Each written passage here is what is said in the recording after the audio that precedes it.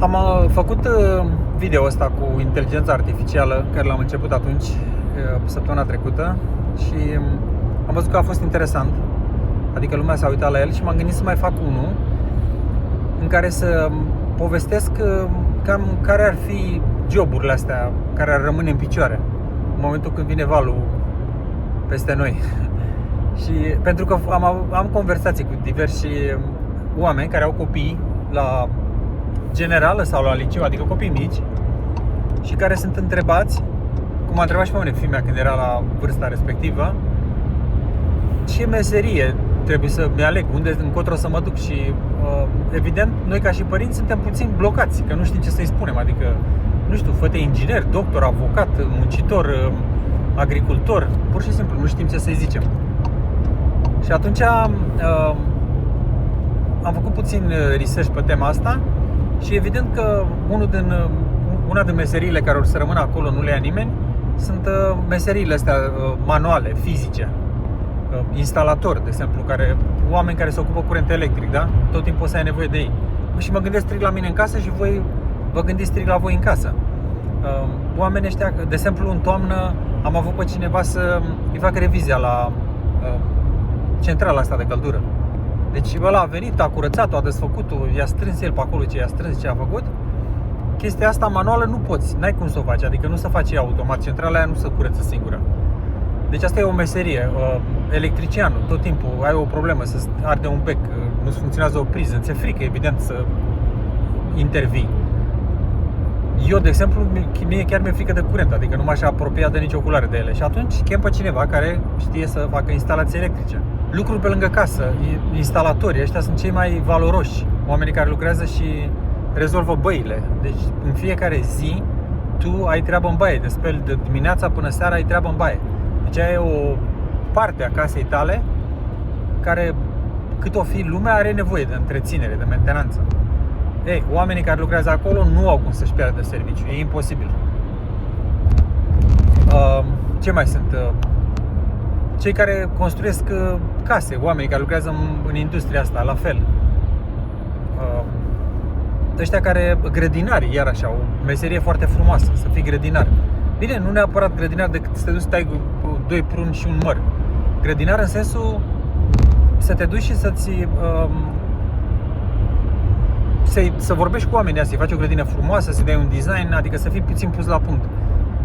Cum e de fapt și cu instalatorul și cu muncitorul, orice fel de muncitori trebuie să treacă puțin mai sus, nu numai să vină să îți ia banul și să rezolve treaba, să plece, să intre la tine în casă, să spună care e problema. În momentul când află care e problema, să se uite în jurul problemei, să zică ok, aș putea să mai fac asta, aș putea să mai fac asta, aș putea să mai fac asta.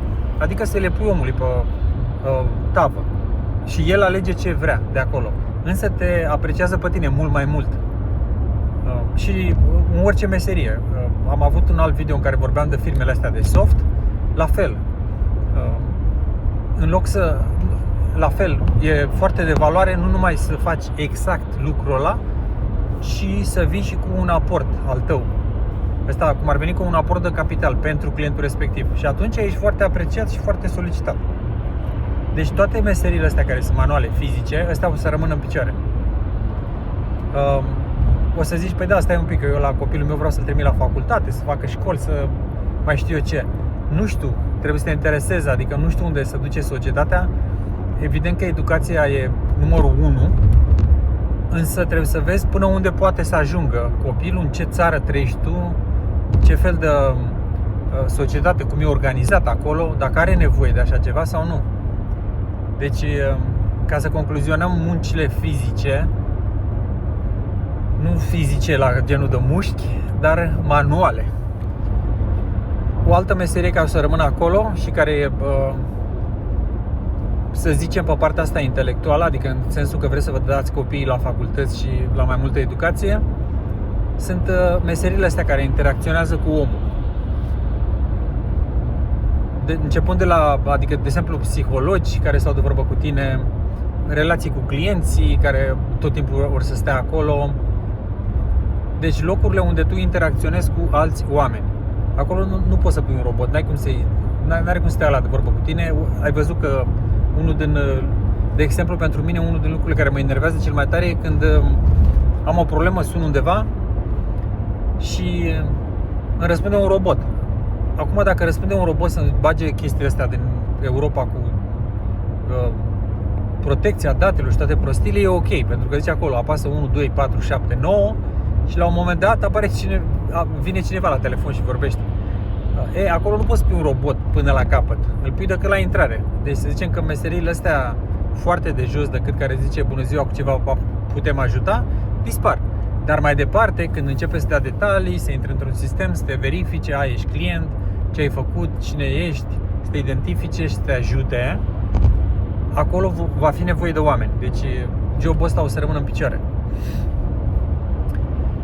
Deci poate să fie cineva care nu are foarte multă școală, decât vorbește și te rezolvă, la magazine, la diverse instituții, sau poate să fie cineva cu multă educație, cum ar fi un psiholog, adică să ducă până acolo. Toată plaja asta, relațiile cu clienți vor rămâne în picioare. Altă meserie sunt joburile astea creative, care cumva le-am atins deja în celălalt subiect. Creativitatea asta,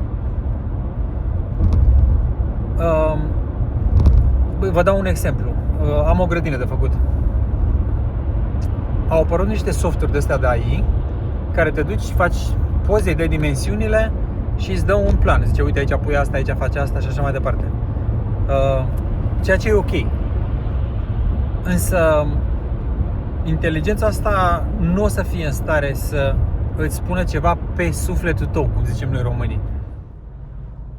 Astăzi e a doua zi. Ieri am făcut ultima parte din video legată de meseriile astea care vor dispărea în timp și cele care rămân. Și noi vorbeam de cele care rămân. Am spus eu acolo toată povestea. După care am vrut să opresc înregistrarea și mi-am dat seama că de fapt că nu o pornisem. Asta e o chestie standard care o să o pățiți și voi dacă faceți așa ceva. Dar e mai bine că mai mi-a venit ceva în cap. O să încep cu meseria asta care e foarte importantă și cam prin toate țările. O să rămână acolo, nu o să o ia nimeni. Și anume asta de nurse, de asistentă medicală. Zic asistentă, cu toate că sunt și bărbați care fac nurse, care sunt asistenți medicali, dar despre asta vorbim, despre meseria de asistent medical. Nu cred eu că o să fie acolo un robot la un moment dat care o să vină să vorbească frumos cu tine, să-l intereseze ce faci și așa mai departe. Deci asta la fel o să fie pentru ultima. Culmea este că e și o meserie bănoasă. Deci cei care aveți fete și vă întreabă ce să mă fac când o să fiu mare, poftim. Deci pot să se facă asistente medicale. Mai mult decât atâta, sunt și foarte respectate, pentru că în general orice persoană care lucrează într-un spital e respectată, că te duci acolo cu probleme și aștepți să ai servicii bune, să aibă cineva grijă de tine, sau mental. Ești ca și cum ar fi cineva foarte apropiat care o să-ți presteze aceste servicii. Deci asta mie mi se pare o meserie bună, care o să rămână acolo multă vreme. Voi ce părere aveți? Sunteți de acord cu meseriile astea care vor rămâne? Aveți ceva cunoștințe mai mult decât mine din domeniile respective? Ori să dispare și astea? Nu știu, lăsați în comentarii și spuneți. Mai departe, ultima meserie care o aveam eu în listă, zic încă o dată, sunt foarte multe altele. Eu decât îmi spun ce cred eu. Deci astea sunt meserii care eu cred că nu or să dispară. Evidentele sunt mult mai multe. Ar fi asta de antreprenor. Adică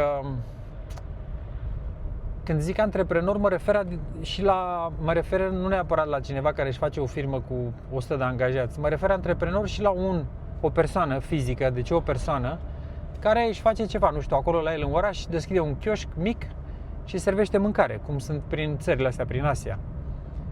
Sau se apucă și are o pasiune de face mobilă. Primul obstacol de care te lovești când vrei să fii antreprenor este frica. Frica de a nu avea clienți, de a nu putea să facturezi, de a nu face bani. Pentru că nu mai e evident cum era la servici, primeai salariul în fiecare lună, la final de lună te duceai și încasai salariul. Nu mai e așa. Asta e primul obstacol peste care trebuie să treceți. Ați trecut peste treaba cu frica, ai făcut o firmă, ai pus-o în picioare, cred că e foarte ieftin ca să înființezi o firmă. Contabilitatea sunt absolut convins că Noi acum avem programe de facturare, programe de toate alea, deci nu prea ai nevoie de contabil, cel puțin la început. Adică poate să zicem să ceri părerea la cineva. Eventual să uite din 6 în 6 luni peste actele tale. Deci cam asta ar fi ce am avut de zis legat de meseriile care nu vor să dispară în următorii ani. Ce cred eu că se va mai întâmpla, vor mai apărea și alte oportunități, adică unele meserii care noi nu le cunoaștem acum, adică or să fie nevoie de anumite skill-uri, de anumite persoane în anumite industrii care nu știm acum de ele, dar ele o să apară, adică cam asta e ideea și guvernele astea evident că își vor bate capul să le descopere, să le pună în picioare, că interesul lor este ca noi să muncim toți, să plătim taxe. Adică nu suntem numai noi care ne facem griji, sunt și guvernele, țările respective. În concluzie, eu cred că nu o să rămânem fără servicii atâta vreme cât stăm cu urechile deschise și cu mintea deschisă și continuăm să ne educăm din ce în ce mai mult, să câștigăm noi skill-uri care să putem accesa fel de fel de meserii și de oportunități. Cam asta a fost. By the way, mi-am pus un microfon aici. Sper să fie un sunet mai bun. O să reușesc eu să instalez și drăcia în geam, ca să pot să pun telefonul pe geam. Sau, mă rog, pe geam. Aici, mai fix, mai drept. Și o să fie mai bine. V-am pupat!